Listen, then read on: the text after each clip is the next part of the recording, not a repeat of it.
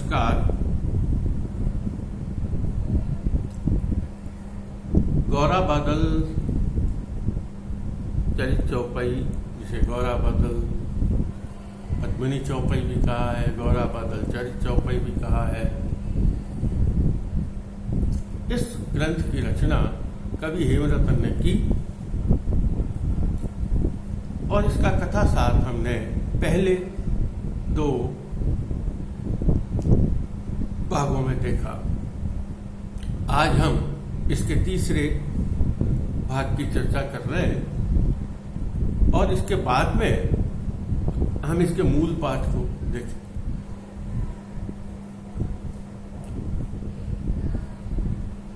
हमारा प्रसंग चल रहा था राजा रतन सेन, जो चित्तौड़ का राजा है, बहुत यशस्वी, कीर्तिवान, समृद्धशाली, वीर, तेजस्वी राजा है। और उसकी एक रानी है प्रभावती।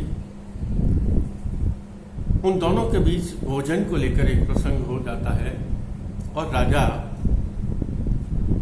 को जब रानी प्रभावती यह ताना दे देती है कि यदि आपको मेरे हाथ का बना हुआ भोजन पसंद नहीं है तो जाओ किसी पद्मिनी से विवाह करके आ जाओ। राजा तत्काल भोजन को छोड़कर उठ जाता है और यह संकल्प करके उठता है कि मैं अब भोजन तभी करूंगा जब मैं पद्मिनी से विवाह करके आऊंगा, शेष भी तभी रहूंगा जब मैं पद्मिनी से विवाह करके आऊंगा। इस संकल्प के साथ वह उठता है। बहुत लंबा अनेक घटनाओं के साथ वह सिंघलद्वीप पहुंच जाता है, पद्मिनी से विवाह होता है और पद्मिनी से विवाह होने के बाद पुनः वह अपने राज्य में लौट आता है और बहुत ही सुखपूर्ण जीवन व्यतीत करता है। यहाँ कवि ने उनके सुख का वर्णन किया है कि पद्मिनी के प्रेम रूपी सागर में राजा रतन सेन झीलता रहता है, उसमें अवगाहन करता रहता है। तभी एक और घटना घटित होती है और घटना यह है कि राजा का एक मित्र होता है जो उनका दरबार में भी रहता है, कवि जिसका नाम है राघव चेतन व्यास। राघव चेतन व्यास और राजा रतन सेन की बहुत ही गहरी मित्रता होती है और वह मित्रता इतनी प्रगाढ़ होती है कि राघव चेतन अपनी सभी राघव चेतन राजा के प्रति अपनी जितनी भी औपचारिकताएं उनको भी भुला देता है और वह ही स्वच्छंद होकर वह राजमहल में इधर उधर घूमता रहता है। एक दिन राजा रतन सेन शयन कक्ष में अपने पत्नी के साथ होता है प्रेमालाप में और तभी उसी कक्ष में राघव चेतन व्यास उपस्थित हो जाता है। राजा अचानक उस कक्ष में राघव चेतन को देखकर अचंभित हो जाते हैं और बहुत ही क्रोध से उसकी तरफ देखते हैं। राजा रतन सेन की क्रोध की दृष्टि को राघव चेतन समझ लेता है और यह भी जान लेता है कि राजा मुझ पर क्रोधित हो गया है और वह यह निश्चय करता है कि राजा कभी भी मित्र नहीं होता और यह निश्चय करके वह यह भी समझ लेता है कि जिस राज्य में रहते हैं और उस राज्य का यदि राजा शासक यदि क्रोधित हो जाए, नाराज हो जाए तो उस राज्य में नहीं रहना चाहिए और यही विचार करके वह अपने परिवार, अपनी धन संपत्ति, सेवकों के साथ चित्तौड़ का त्याग कर देता है। हमने यहाँ तक के प्रसंग को देखा था। अब आगे के प्रसंग को देखते हैं। चित्तौड़ त्याग के बाद राघव चेतन व्यास चलते चलते दिल्ली पहुंच जाता है और दिल्ली जाकर अपनी पहचान प्रकट करता है मतलब लोगों को जानकारी होती है कि यह कोई पंडित है और बहुत ज्ञानी है। ज्योतिष विद्या के बल पर वह अपनी प्रसिद्धि प्राप्त करता है। बहुत से शास्त्रों का वह अध्ययन करता है और विद्वानों की सभा में जाकर अपना व्याख्यान देता है और विद्वानों में उसकी विशिष्ट स्थिति हो जाती है। यहाँ कवि हेमरतन ज्ञान और विद्वता की प्रशंसा करता है कि व्यक्ति अपने ही राजा तो अपने ही राज्य में पूजा जाता है, लेकिन विद्वान सभी जगह पूजा जाता है। विद्या जो है वित्त का भंडार है, विद्या इस देह का 16 श्रृंगार है और विद्या से ही महत्व प्राप्त होता है, यश की प्राप्ति होती है। और कहीं कहीं तो उसने यह भी कहा विद्या तो वित्त से भी अधिक महत्वपूर्ण है। इस प्रकार जब दिल्ली नगर में उसकी कीर्ति बढ़ती है तो कीर्ति बढ़ते बढ़ते बादशाह के पास पहुंच जाती है।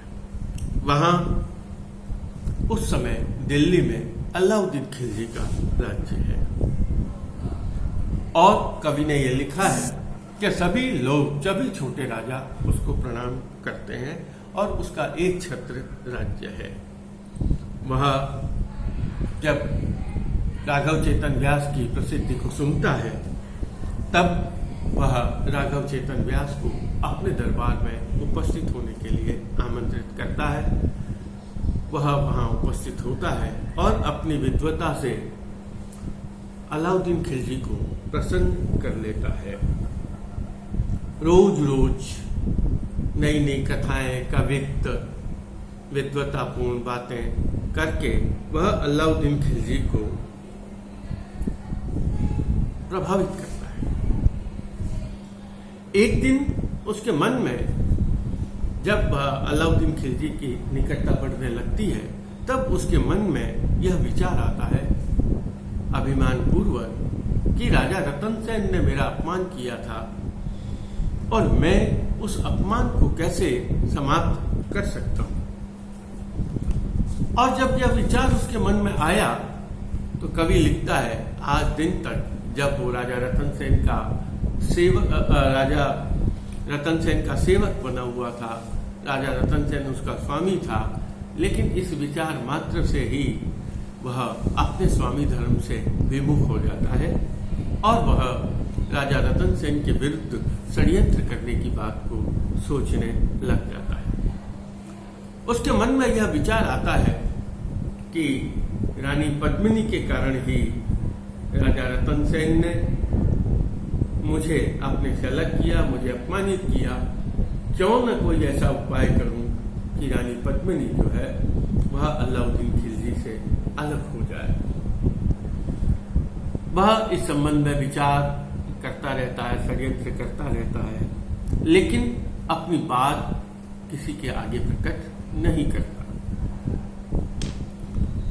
वही दरबार में और उसके पास एक भाट रहता है। वह भाट उसकी अच्छी सेवा करता है, उसका अच्छा स्नेह हो जाता है। तब वह उस भाट के पास यह संदेश भेजता है कि किसी भी प्रकार करके जब अलाउद्दीन खिलजी का दरबार बैठे तब उस दरबार में स्त्रियों के रूप सौंदर्य के संबंध में बात करती है और इस संबंध में वह खोजा को और भाट को बहुत दंड भी देता है। एक दिन राजा रतन सेन जब दरबार में बैठा हुआ होता है, अलाउद्दीन खिलजी जब दरबार में बैठा हुआ होता है तब वहां वह भाट स्त्री सौंदर्य के प्रसंग की बात को छोड़ता है और वहां यह भी प्रसंग में यह बात आती है कि स्त्रियां कितनी सुंदर होती हैं, कितने प्रकार की सुंदर होती हैं और सुकोमल और क्या क्या उनके अलग अलग प्रकार होते हैं। और इस रूप में वह अंत में जाकर ये कहता है कि पद्मिनी नारी जो होती है वह सर्वश्रेष्ठ सुंदरी होती है। जब खोजा और भाट जब ये सब बात कर रहे होते हैं और राजा बादशाह के पास भी जब यह विचार उसके मन में पहुंच जाते हैं, तब वह बोलता है कि हे भाट, तुम ये क्या कह रहे हो? तब वह भाट कहता है कि हम पद्मिनी के संबंध में बात कर रहे हैं, जो सर्वश्रेष्ठ नारी होती है उसके नारी में यह बात करते हैं। तब वह कहता है, कैसी होती है पद्मिनी नारी? हे खोजा, तुम जाओ, यह बताओ पद्मिनी नारी कैसी होती? तब भाट के निवेदन पर राघव चेतन व्यास पद्मिनी स्त्री का वर्णन करता है और पद्मिनी नारी के सौंदर्य की जितनी विशेषताएं होती है, इस प्रसंग में उसका बहुत ही विस्तार पूर्वक वर्णन किया गया है।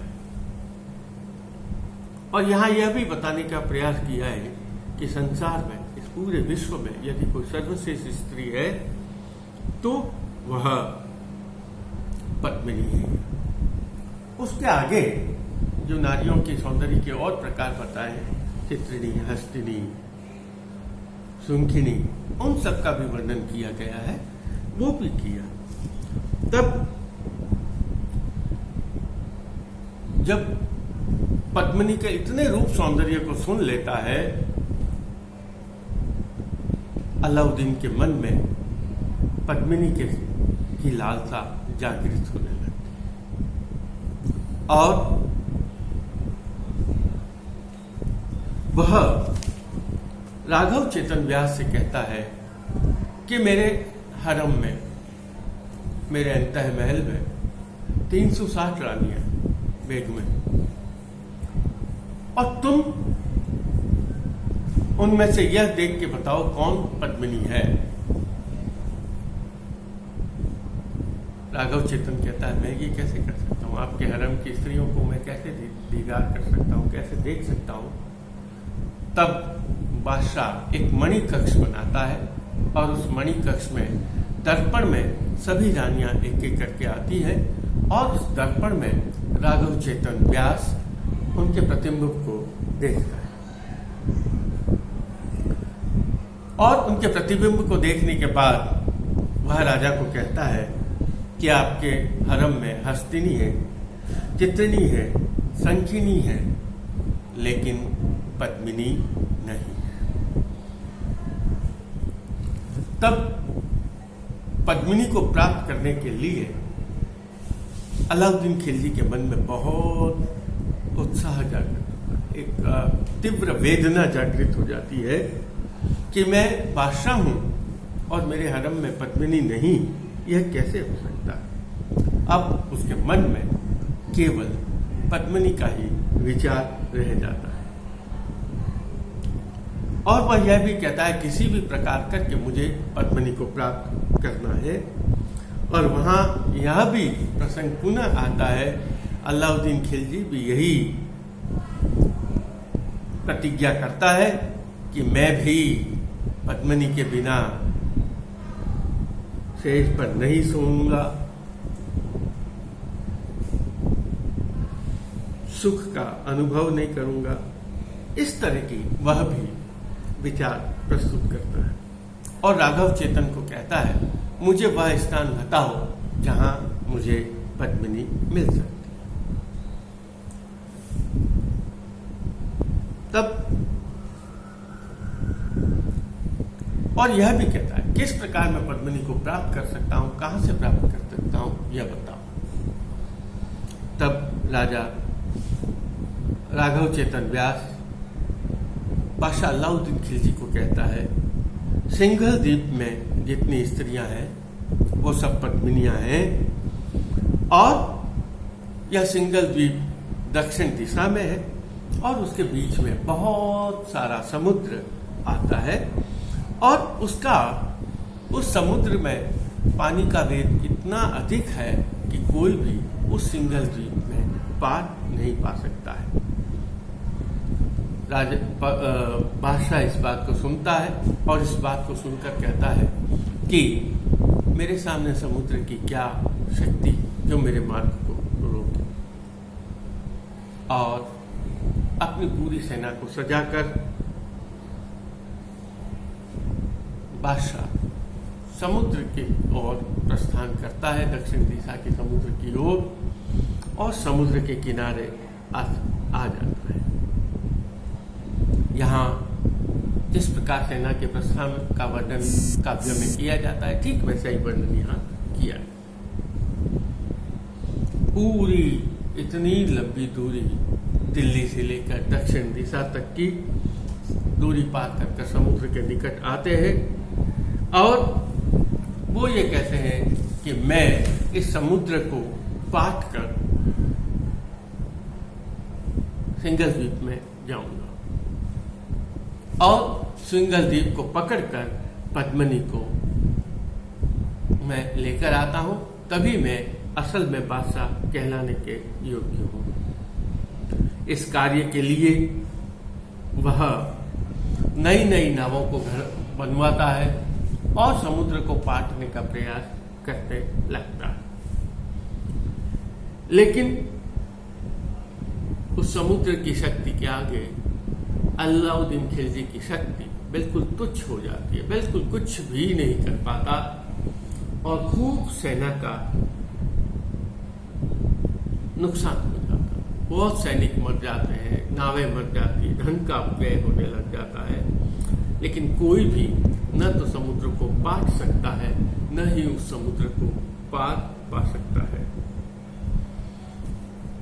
लेकिन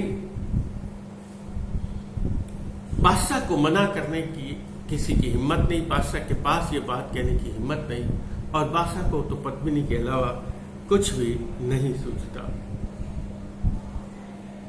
इधर जब सेना हार जाती है, वो अपनी नई सेना को बनाता है, 9 लाख की नई सेना को बनाता है, लेकिन नई सेना भी उस समुद्र की शक्ति के आगे डरती है। लेकिन समुद्र की शक्ति से भी ज्यादा यदि वह सेना किसी से डरती है, तो वह अलाउद्दीन के क्रोध से डरती है, और वह उस समय कुछ भी नहीं कर पाती। इस प्रकार सेनापति और बड़े बड़े जो वीर योद्धा है बहुत संकट में आ जाते हैं। तभी सेनापति और सेना अधिकारी वीर सैनी यह सोचते हैं कि अब हमें कुछ उपाय करना चाहिए ताकि इस समस्या से हमें मुक्ति मिल सके, और यह सोचते हुए यह जानते हैं कि ये पद्मिनी की बात कौन लेकर आया, और वह जब यह ज्ञात हो जाता है कि यह बात राघव चेतन व्यास के पास आई, तब वो राघव चेतन व्यास के पास जाते हैं और यह कहते हैं कि श्रीमान, आपने यह समस्या पैदा की है, समुद्र की शक्ति के आगे सेनाएं पस्त हो रही हैं, अब आप ही कुछ उपाय कीजिए ताकि सेना का बचाव हो सके। और बहुत ही गुप्त मंत्रणा की जाती है राघव चेतन व्यास के बीच में और सेनापतियों के बीच में।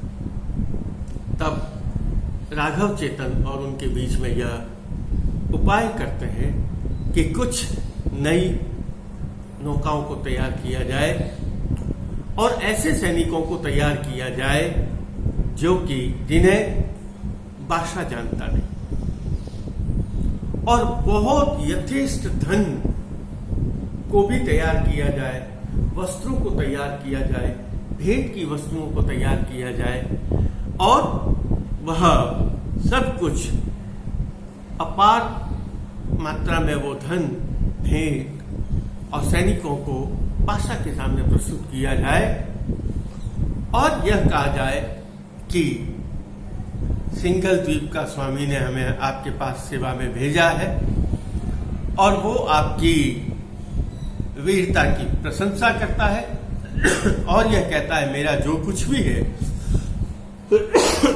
आप ही का है और आपके लिए वह यह भेंट भेज देता है।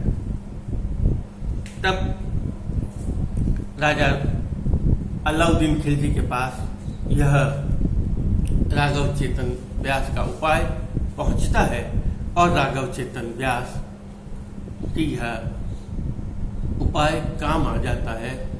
उस भेंट को ग्रहण करके राजा अलाउद्दीन खिलजी पुनः अपने को सिंघलदीप को जीता हुआ मानकर पुनः दिल्ली की ओर लौट जाता है। आज हमारा प्रसंग इतना ही करेंगे और इसके आगे कल देखिए।